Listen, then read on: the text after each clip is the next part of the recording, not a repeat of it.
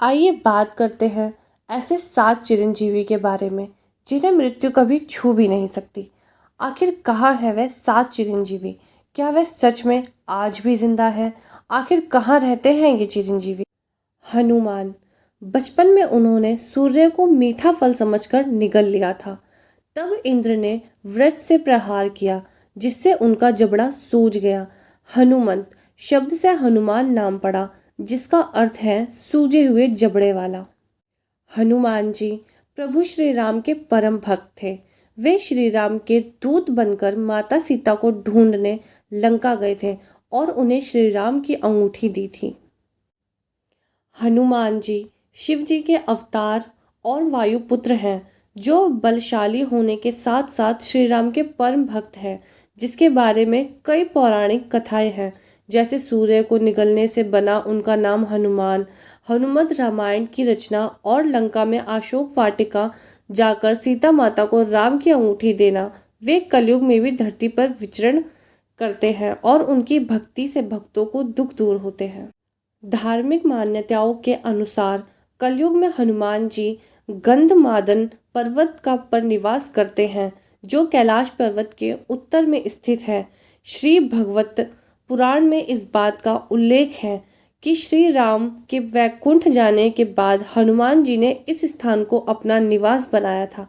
राजा बलि असुर राजवंश से संबंधित थे जो विरोचन के पुत्र और प्रहलाद के पोते थे। उन्होंने अपूर्व काल में राज्य किया जब उनके लोग बहुत खुश और संतुष्ट थे और राज्य में कोई अपराध या भ्रष्टाचार नहीं था। वह अपनी अपार शक्ति और वीरता के लिए जाने जाते थे। उन्हें महाबली, चक्रवर्ती या सभी राजाओं का राजा कहा जाता था। राजा बलि एक शक्तिशाली दैत्य राजा थे जो अपनी उदारता, न्याय और शक्ति के लिए जाने जाते थे। उनका शासनकाल सोने का युग माना जाता था जिसमें सभी लोग सुखी और समृद्ध थे। भगवान विष्णु ने वामन अवतार में आकर उनसे 3 पग भूमि मांगी, जिसके बाद राजा बलि ने अपनी सारी संपत्ति वामन को दान कर दी और उन्हें पाताल लोक में निवास करना पड़ा। वह प्रतिवर्ष ओणम में त्योहार पर अपनी प्रजा से मिलने आते हैं और उन्हें आज भी पूजा जाता है। कृपाचार्य। कथाओं के अनुसार कृपाचार्य जी का जन्म सरकंडे से हुआ था। कृपाचार्य जी का लालन पोषण हस्तिनापुर के राजा शांतनु के महल में हुआ था। महाभारत के युद्ध में कृपाचार्य जी कौरवों की तरफ से युद्ध लड़े थे। कृपाचार्य कौरवों और पांडवों के गुरु थे। 7 चिरंजीवियों में से वह भी एक हैं जो अभी तक जीवित हैं। कृपाचार्य कलयुग के अंत तक पृथ्वी पर ही रहेंगे, भले ही उन्हें देखा ना जा सके और वे मानव पहुंच से बाहर रहे। वह अपने धार्मिक सिद्धांतों और ज्ञान के कारण अमर माने जाते हैं और ऐसा माना जाता है कि वे कलयुग के अंत में कल की अवतार की सहायता करेंगे। अश्वत्थामा। अश्वत्थामा का जन्म द्वापर युग के अंत में हुआ था। उनके माता पिता गुरु द्रोणाचार्य और कृपि थे। जन्म से ही उनके माथे पर एक मणि थी जो उन्हें सभी प्रकार के भय, अस्त्र शस्त्र से निर्भय रखती थी। जन्म से ही अस्त्र शस्त्र और रहस्यमय ज्ञान में महारत हासिल थी। अश्वत्थामा ने कौरवों के पक्ष लेते हुए महाभारत युद्ध में भाग लिया था। युद्ध के अंतिम दिनों में उन्होंने छल पूर्वक पांडवों के शिविर में घुसकर द्रौपदी के 5 सोए हुए पुत्र की हत्या कर दी थी। उन्होंने पांडवों की बची हुई सेना को भी मार डाला था।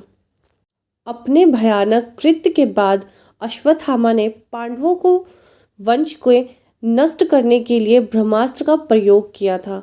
इस कारण वह भगवान कृष्ण ने उन्हें पृथ्वी पर भटकते रहने का श्राप दिया था। एक लोकप्रिय मान्यता के अनुसार वे आज भी जीवित हैं और मध्य प्रदेश के बुरहानपुर जिले में असीरगढ़ के किले में स्थित एक शिव मंदिर में प्रतिदिन पूजा करने आते हैं। विभीषण। विभीषण रामायण के प्रमुख पात्र थे जो राक्षस होते हुए भी धर्मात्मा और भगवान राम के परम भक्त थे। उन्होंने अपने भाई रावण के अधर्म का साथ नहीं दिया बल्कि न्याय के लिए राम की शरण ली। उन्होंने अपने बड़े भाइयों के साथ तपस्या करके यह वरदान मांगा था कि वे हमेशा धर्म के मार्ग पर चले। अपनी माता केकसी की सलाह मानकर वे भगवान राम की शरण में चले गए, जिससे उन्होंने अपने कुल और देश की रक्षा के लिए धर्म का साथ दिया। लंका के गुप्त मार्ग और रावण की कमजोरियों के बारे में राम को बताकर उन्होंने युद्ध में महत्वपूर्ण सहायता करी। राम की सहायता करने के बाद विभीषण को राम जी ने लंका का राजा घोषित किया। उन्हें वेदव्यास हिंदू धर्म के एक पूजनीय ऋषि हैं, जिन्हें भगवान विष्णु का अवतार माना जाता है, जिन्होंने वेदों का विस्तार किया और महाभारत पुराणों में उपनिषदों की रचना की।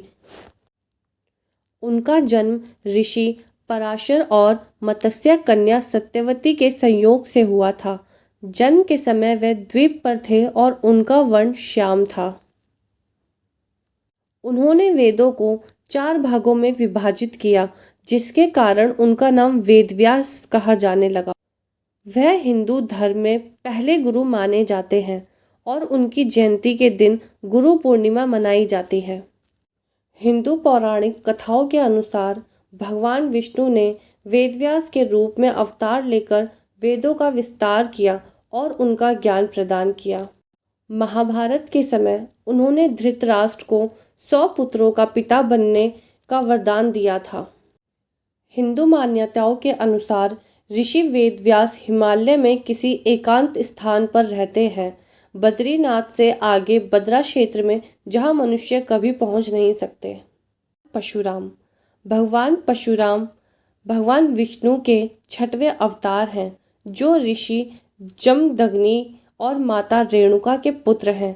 उनका जन्म अक्षय तृतीया को हुआ और वह अपनी शक्तिशाली कुल्हाड़ी के कारण परशुराम कहलाए। परशुराम एक अजर अमर व्यक्ति हैं, जिन्होंने अत्याचारी क्षत्रियों का संहार करके पृथ्वी को उनका बोझ कम किया।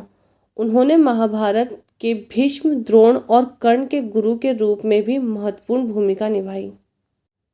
उनका बचपन का नाम राम था, लेकिन शिवजी से मिले परशु के कारण उन्हें परशुराम के नाम से भी जाना गया। उनका उद्देश्य अन्याय और अत्याचार को समाप्त कर धर्म की स्थापना करना था। भगवान परशुराम 7 चिरंजीवियों देवताओं में से एक हैं और वह अमर अजर हैं। पौराणिक मान्यताओं के अनुसार कलयुग में भगवान परशुराम महेंद्र पर्वत पर निवास करते हैं, जहां वे आज भी तपस्या में लीन हैं और कलयुग के अंत की प्रतीक्षा कर रहे हैं। यह थे वह 7 चिरंजीवी, जिन्हें कलयुग के अंत में फिर से देखा जाएगा। ऐसी और वीडियोस के लिए चैनल को सब्सक्राइब करें और लाइक करें। धन्यवाद।